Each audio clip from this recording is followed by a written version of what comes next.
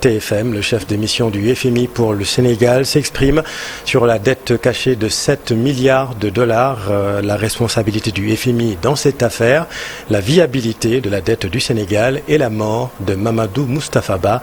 Entretien enregistré aujourd'hui en fin de matinée. Regardez. Bonsoir Edouard Guémaël. Bonsoir à vous. Merci d'avoir accepté l'invitation de la télévision Futur Média TFM. Le FMI confirme que la dette du Sénégal a été sous-estimée de 7 milliards de dollars. Est-ce que c'est bien cela? C'est en effet le rapport de la Cour des comptes qui a été publié le 12 février, qui a constaté qu'il y avait une dette, l'équivalent de 25% du PIB, qui a été non déclarée. Et c'est selon ce rapport que nous avons vu que nous constatons ce chiffre. Est-ce que vous validez tout ce qui a été dit dans ce rapport? Il y a beaucoup de choses qui ont été dites.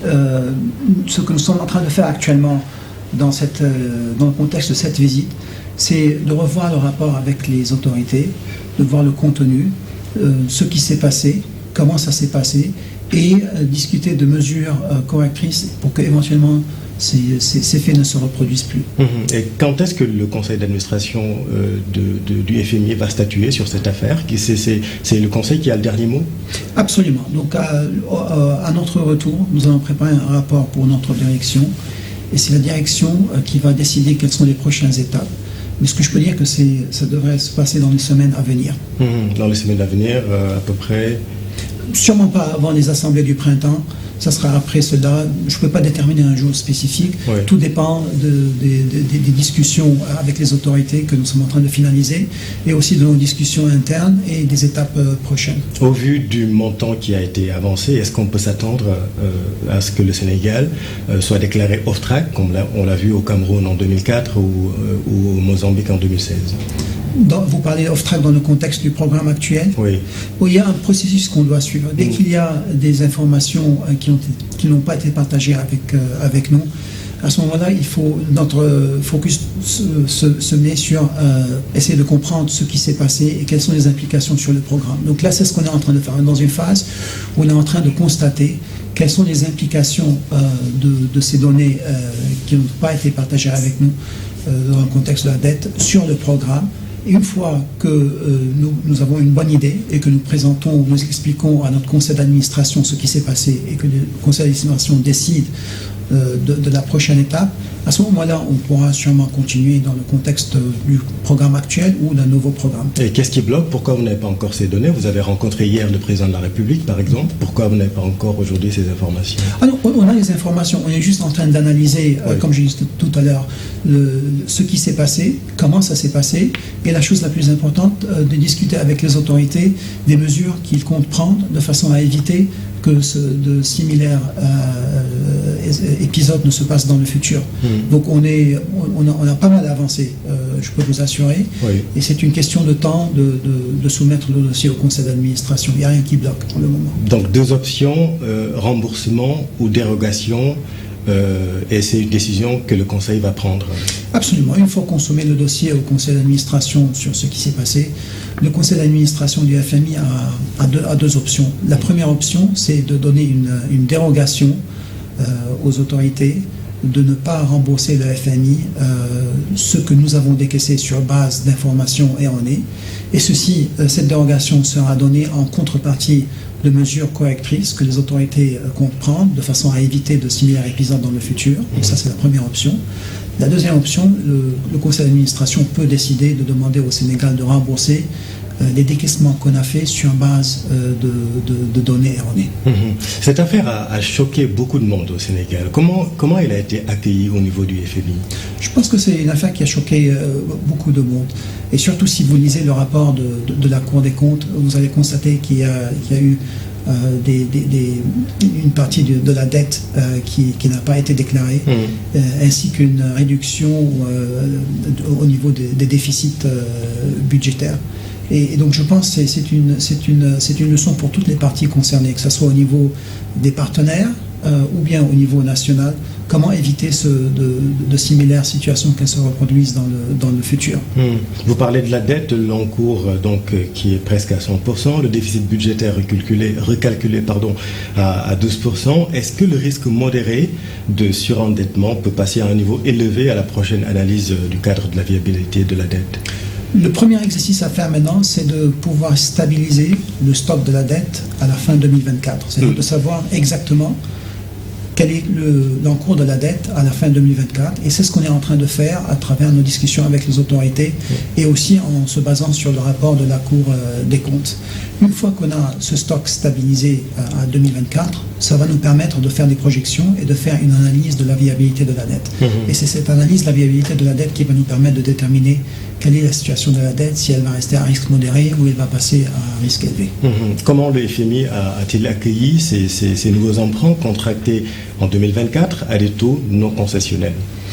C'est des taux qui sont déterminés par le marché. Donc le Sénégal avait une situation très précise, un contexte, il opère dans un contexte très précis en 2024. Il y a eu de nouvelles élections. Est-ce que ça vous a surpris à votre niveau quand même, ces emprunts ou pas? Non, c'est pas question que ça nous a surpris. Le Sénégal s'est toujours endetté, non nécessairement à des taux concessionnels. Et donc c'était une partie, ça allait dans la continuité d'une pratique que le Sénégal avait de s'endetter concessionnel et non concessionnel. Alors devant cette situation, la prime de risque a augmenté. Après Moody's, Standard & Poor's a dégradé la note souveraine du Sénégal de B+ à B, assortie d'une perspective négative. Vous les voyez comment, les perspectives de l'économie sénégalaise? Les perspectives, tout dépend de la politique économique que le gouvernement va suivre. Pour le moment de nos discussions, le gouvernement est déterminé à prendre les bonnes dispositions au niveau de l'économie, que ce soit au niveau de stabiliser l'économie ou au niveau de contribuer de prendre des mesures qui pourraient contribuer à la croissance de l'économie. Si ces mesures sont prises, et on n'a aucun doute que les autorités souhaitent les prendre, leur message a été très constant depuis la nouvelle administration est arrivée, l'année passée, depuis un an exactement à peu près. Donc si ces mesures sont prises, elles sont mises en œuvre, on n'a aucun doute que les perspectives de l'économie seront positives. Même dans le contexte où il y a plus de marge de manœuvre budgétaire et financière? Non, il faut opérer dans le constat actuel. Bien sûr, il faut opérer dans le constat actuel au niveau budgétaire, mais ce qu'il faut faire aussi, c'est d'encourager le plus possible le secteur privé. Nous pensons que le secteur privé peut avoir un rôle primordial au Sénégal. Ce n'est pas le rôle du gouvernement d'aller faire des investissements immenses. Il faut encourager le secteur privé en lui donnant l'environnement propice pour attirer ces capitaux. Donc dans ce constat-là, et avec des mesures de réforme appropriées, on n'a aucun doute que les perspectives économiques seront bonnes. Au Sénégal, on s'est beaucoup interrogé quand même, Edouard Guémaël, sur la responsabilité du FMI, de même que l'institution d'émission, qui est la BCEAO. Comment une sous-déclaration peut-elle avoir lieu durant des années sans réveiller des soupçons de votre part? N'avez-vous pas une responsabilité dans cette situation qui plonge le pays dans des perspectives un peu sombres quand même? Non, absolument. Nous partons du principe que nous sommes des partenaires du Sénégal. Nous travaillons sur base de confiance et du respect de la souveraineté des autorités en termes de ce qu'ils partagent avec nous comme information. Bien sûr, nous aussi, on doit faire notre devoir de réconciliation entre les données que nous recevons. Et il semble que cette dette cachée n'a pas été repérée dans cet exercice de... Sur 5 ans quand même, c'est beaucoup. Sur 5 ans, et peut-être plus que 5 ans. Oui. Maintenant, l'audit a été fait sur 5 ans, mais ça peut aller au-delà de... Il nous semble que ça a été au-delà de 5 ans. Oui. Mais en même temps aussi, comme vous l'avez, c'est une responsabilité partagée. Nous ne sommes pas des auditeurs.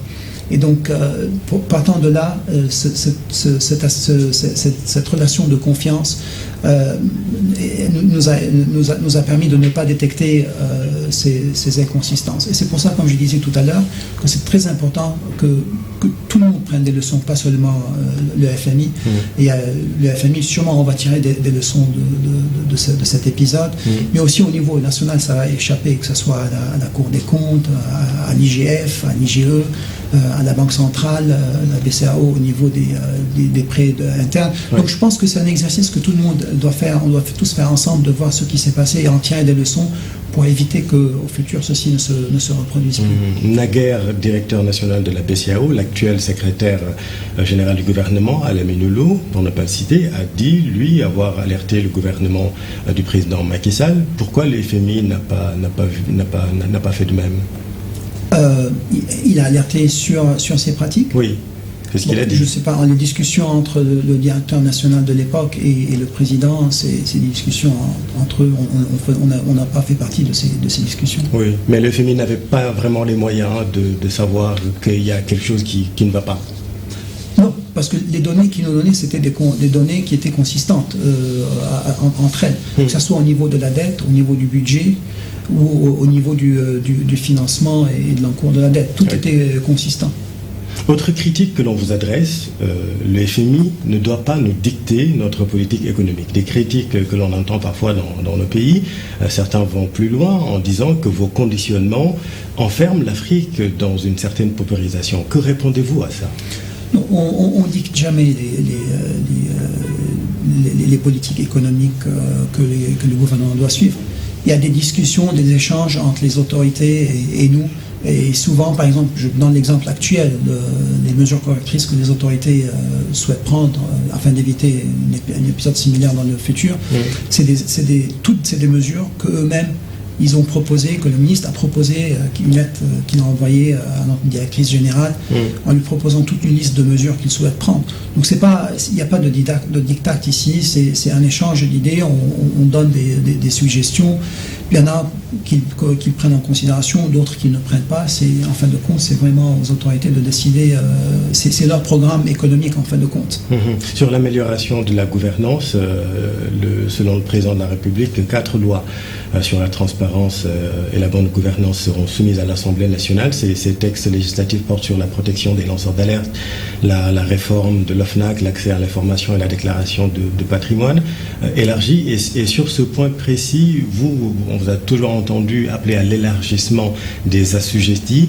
En quoi c'est un gage de bonne gouvernance, selon vous? Ça va permettre toutes ces lois que vous avez mentionnées, c'est des lois que nous avons, des réformes et des lois que nous avons proposées depuis longtemps. On a essayé de pousser pour ça, que ce soit le lanceur d'alerte, que ce soit les déclarations de patrimoine. Oui. Plus de transparence, ça permet de savoir les uns et les autres comment leurs richesses et leurs avoirs sont en train d'être constitués. Oui. Et donc c'est une chose très importante, c'est des réformes que nous considérons très très très importantes, de les faire avancer le plus vite possible. L'élargissement à tous les agents de la fonction publique.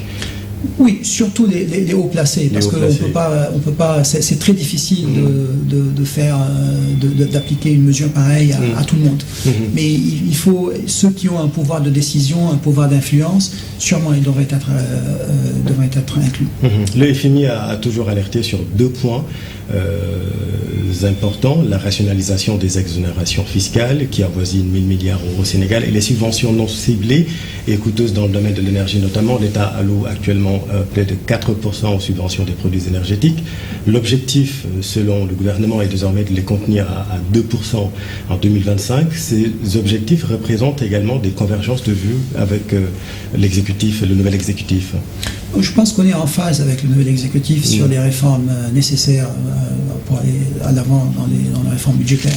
Premièrement, comme vous l'avez si bien dit, les dépenses fiscales qui avoisinent 7-8% du PIB, à peu près 1000 milliards francs CFA. Et donc, c'est important de s'y atteler sur ça.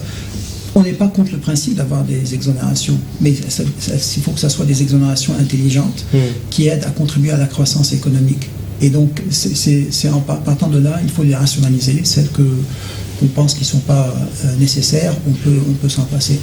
En ce qui est les subventions à l'énergie, elles ont énormément augmenté depuis la Covid. Ouais.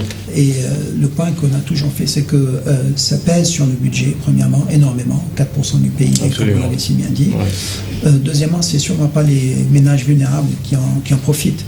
Ce n'est pas les ménages vulnérables qui ont plusieurs maisons, plusieurs voitures, plusieurs clims, plusieurs réfrigérateurs. C'est pas eux. Donc c'est pas eux qui en profitent le maximum. Et donc il faut vraiment les rationaliser. Mais en contrepartie, pour les ménages vulnérables, il faut donner une certaine compensation monétaire à travers des transferts qu'ils pourraient donner à ces ménages de façon à alléger le fardeau d'une telle mesure. Ce que nous suggérons, c'est que c'est une réduction graduelle.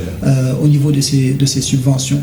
Et peut-être un dernier point, en ce qui concerne les subventions sur les produits pétroliers, elle est quasiment inexistante actuellement. La plupart de la subvention, c'est au niveau de l'électricité. Absolument. Et là, ce qu'on a toujours dit, c'est qu'il faut préserver la marge, le tarif social qui protège les ménages vulnérables. Qui protège 48% des clients de la Sénélec. Exactement. Et en plus de cela, s'assurer qu'avec cet exercice de réduction des subventions, il faut aussi en plus donner une certaine compensation financière de façon à ce que vraiment alléger le plus possible sur les ménages. Et toutes ces réformes permettraient un retour rapide à l'objectif de déficit budgétaire de 3% à l'horizon 2027. Absolument. Et placer la dette publique sur une trajectoire décroissante. Absolument. L'essentiel, c'est très important de mettre la dette sur une trajectoire baissière. Actuellement, le Sénégal n'a pas de coussin, si vous voulez, un coussin au niveau budgétaire, au cas où il y a un choc. Par exemple, on a vu là, avec la Covid, personne ne s'y attendait. Et le gouvernement a dû intervenir à travers des marges budgétaires. Aujourd'hui, les marges budgétaires sont quasi inexistantes. Donc, c'est très important de les reconstituer de façon à ce qu'au cas où il y a un choc, auquel on ne s'attend pas, que le gouvernement puisse intervenir pour apaiser l'impact sur l'économie et la population. Dernière question, vous avez exprimé votre profonde tristesse suite à la disparition de Moustapha Ba. Plus qu'un ami, il était pour vous un interlocuteur de grande sagesse. Pour vous, quel témoignage pouvez-vous faire de votre collaboration? Que retenez-vous de l'homme? C'était un homme qui était engagé, qui voulait servir son pays. Et ce que j'avais dit, ça sortait du cœur envers la personne d'homme qu'il était. Malheureusement, il n'est plus des nôtres avec nous actuellement, mais c'est un homme qui était sûrement engagé et qui voulait faire tout pour aider son pays. Donc, c'est vraiment ce qui s'est passé, c'est tragique pour lui et pour sa famille. Et ma pensée vont pour sa famille dans des moments difficiles. C'est pas quelque chose, je suis sûr, qu'ils pourront oublier très rapidement. Edouard Guémaël, merci. Merci à vous. Entretien à suivre, à retrouver sur toutes nos plateformes, et puis retenez également que dans le communiqué final de la mission du FMI, selon le fonds, le déficit budgétaire s'est établi en 2024 à 11,7% du PIB, tandis que la dette de l'administration centrale est estimée à 105,7% du PIB à fin 2024. Nous reviendrons sur tout cela dans nos prochaines éditions. Et puis un mot de sport.